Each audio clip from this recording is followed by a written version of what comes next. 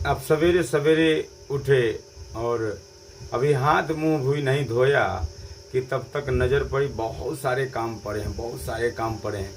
आप लगे उसको देखकर अपने मन को उथल पुथल में डालने।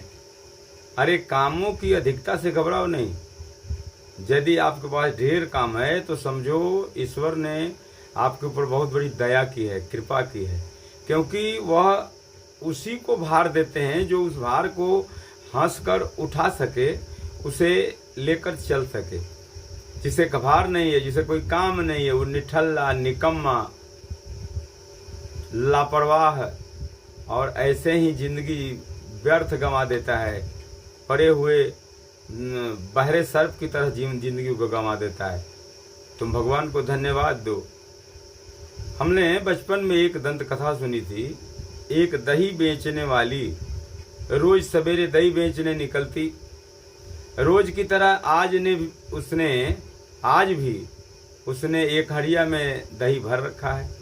द्वार द्वार बेचने लगी। एक जगह, 2 जगह, 10 जगह, 20 जगह बेचती चली जा रही है। वह रास्ते में एक गूलर के पेड़ के नीचे थोड़ी देर थकान मिटाने के लिए बैठ गई।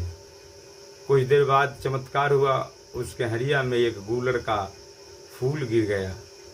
अब गूलर के फूल का यह प्रभाव है कि जिस चीज में वो पड़ जाए वो 2 गुना, 3 गुना, 4 गुना, क्या कई गुना हो जाता है, यानी खत्म ही नहीं होता, घटता ही नहीं है।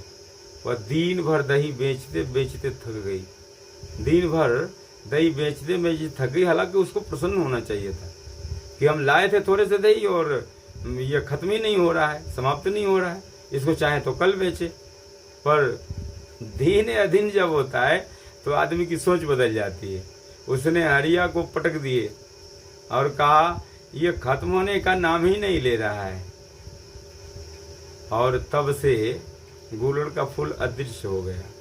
और आज लोग गूलर के फूल देखने को तरसते हैं, गूलर का फूल नहीं मिलता, देखने को भी नहीं मिलता। किसी सामग्री को क्या बढ़ाएगा, देखने को नहीं मिलता। इसलिए याद रहे, परमात्मा ने आपको ढेरों सारे काम दिए हैं तो समझिए उन्होंने आपके ऊपर कृपा की है।